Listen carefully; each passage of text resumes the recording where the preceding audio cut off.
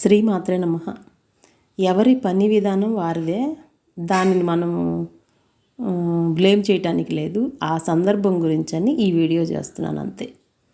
అంటే మనం చేసే పని ఇంకొకరికి నచ్చదు, వాళ్ళు చేసే పని మనకి నచ్చదు. ఆ కంపారిటీ గురించి ఈ ఒక చిన్న వీడియో అనిపిస్తుంది. ఇష్టమైతేనే చూడండి. నాకైతే చెప్పాలనిపించింది కంపారిటీ. మనము ఇప్పుడు ఈ రోజుల్లో కోడళ్ళైనా కూతుర్లైనా ఎలా చేస్తారు, ముందర పాత్రకి పసుపు రాస్తాము ముందర. కానీ వాళ్ళు పెద్దవాళ్ళు వాళ్ళు ఉల్టా. ఆ రోజుల్లో నేను ఇంతే చేసుకుంటాను అన్నది. సరేనని అనాలి. అదే మనం డిస్టర్బ్ అవ్వాలి, వాళ్ళు డిస్టర్బ్ అవ్వాలంటే ఇట్లా కాదు అని ఆర్గ్యూ చేసుకుంటాం. ఇంట్లో అక్కడే కదా గొడవలు స్టార్ట్ అవుతాయి. అత్తలకి అమ్మలకి, కూతుర్లకి అమ్మలకి కూడా. ఎవరి పని విధానం వాళ్ళది. ముందర పాలు పోసి పాత్రలో అప్పుడు పసుపు రాయాలంట. ఓకే అనుకున్నా. అదే మనం కాదు కూడదంటే ఇష్టం లేకుండానే చేస్తారు. వాళ్ళు ఆ పని చేస్తారు, కానీ ఇష్టం లేకుండా చేస్తారు. వాళ్ళ పని విధానం అది. మనం ఏమీ బ్లేమ్ చేయకూడదు. ఎవరి విధానం వాళ్ళది. అది అర్థమయ్యేటప్పటికి మనకు కూడా బోల్ టైం పట్టుద్ది.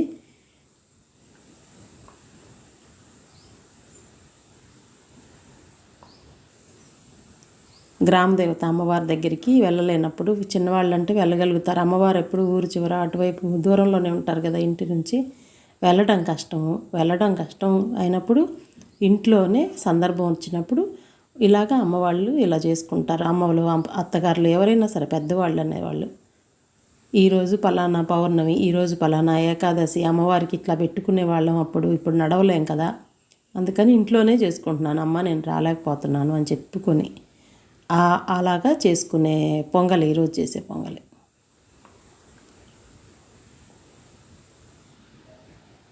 మనం బొట్టు పెట్టేస్తే గుండ్రంగా దానికి ఓ షేప్ తీసుకొస్తాం. మన దాంట్లో ఆ గుండ్రంగా పెట్టాలి అనే దాని మీద మనసు ఉంది. ఇక్కడ అదేం ఉండదు. మామూలుగా పెట్టుకుంటూ పోతారు వీళ్ళు. సహజత్వానికి దగ్గరగా ఉంటారు. అందుకే వాళ్ళకి స్ట్రెస్లు తక్కువ ఉన్నాయి. కొంచెం వాళ్ళకు ఉండేవి వేరేగా ఉంటాయి స్ట్రెస్. ఇప్పుడు వాళ్ళకి ఇంకా వేరేగా ఉన్నాయి. మనమైతే అసలు ఈ జనరేషన్ వాళ్ళం ఎట్లా గుండ్రంగా రావాలి బొట్టు, అక్కడొకటి ఇక్కడొకటి లెక్కపెట్టి పెట్టుకుంటాం.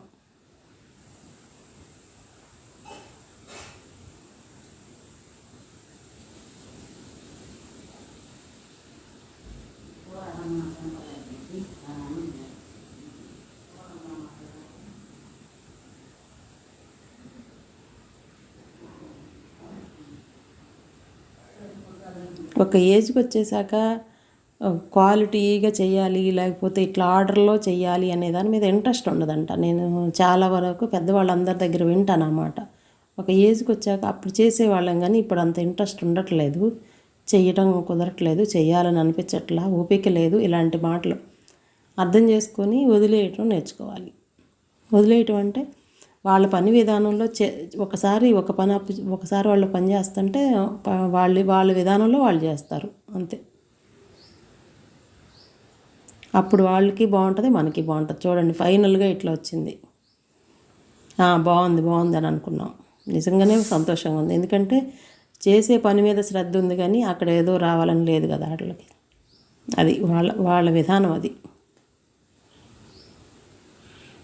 మనకి ఒక్కదానికి టైం ఉండదు, మిగతా బొట్లు పెట్టడానికి టైం ఉంటుంది, హడావుడైపోతుంది.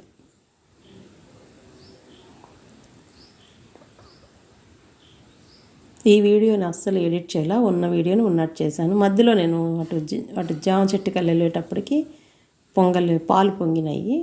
ఆ క్లిప్పింగ్ మిస్ అయింది. పోనీలే. మనమైతే చాకు పెట్టి కట్ చేసుకుంటాం బెల్లాన్ని. వాళ్ళు చూడండి గుండ్రాయి తీసుకుని 4 దెబ్బలు వేసేసి ఆ గిన్నెలో పెట్టుకున్నారు అంతే. ఇక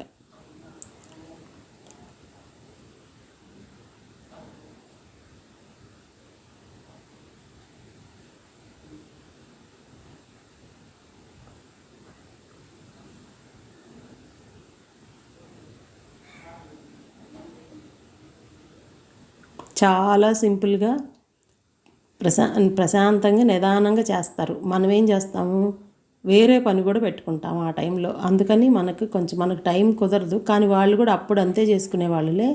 ఇప్పుడుకి వచ్చేటప్పటికి వాళ్ళు ఇలా చేస్తారు. ఇప్పుడు అందరికీ పెళ్ళిళ్ళు చేసేసి వాళ్ళు కూడా ఇంకా వాళ్ళు చిన్నగా అలవాటు చేసుకుంటారు. రోజంతా వాళ్ళు చిన్న పనిని రోజంతా చేసుకుంటారు. అలా చేసుకుంటేనే వాళ్ళకి కూడా యావగేషన్. ఇది ఒక గిద్ద పొంగల్. గిద్ద అంటే 100 గ్రాముల బియ్యం పొంగల్ ఇప్పుడు మనం చేసేది.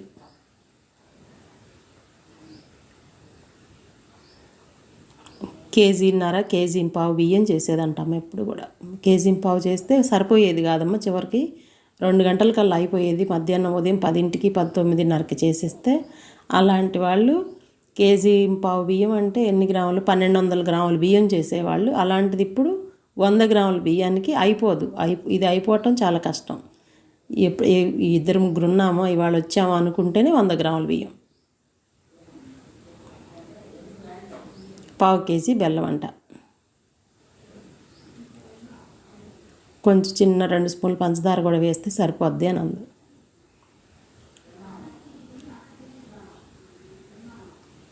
అప్పుడు పావు బియ్యం కదా, ఎక్కువ పాలు పోయకుండా కొంచెం నీళ్లు కలిపేవాళ్ళు కదా.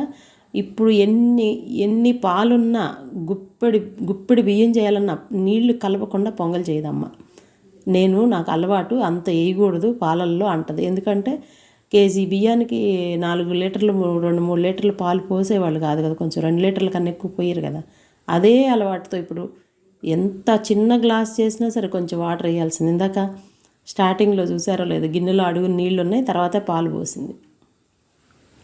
యాలుక మన పద్ధతి ఏంటి, చక్కెర అది మిక్సీ చేసి పెట్టుకుంటాం. వాళ్ళు ఎప్పుడు కాయనప్పుడు గుండ్రాయి పెట్టి కొట్టుకొని వేసుకుంటారు. ఇట్లాగా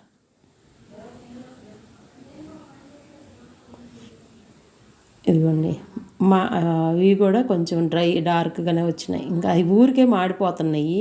అంటే అంత స్పీడ్గా చేయటం, యాక్టివ్గా ఉండలేరు కదా, అందుకని అవి కూడా కొంచెం డార్క్ అయినాయి. ఇవన్నీ ఇంకా అడ్జస్ట్ చేసేసుకోవడం.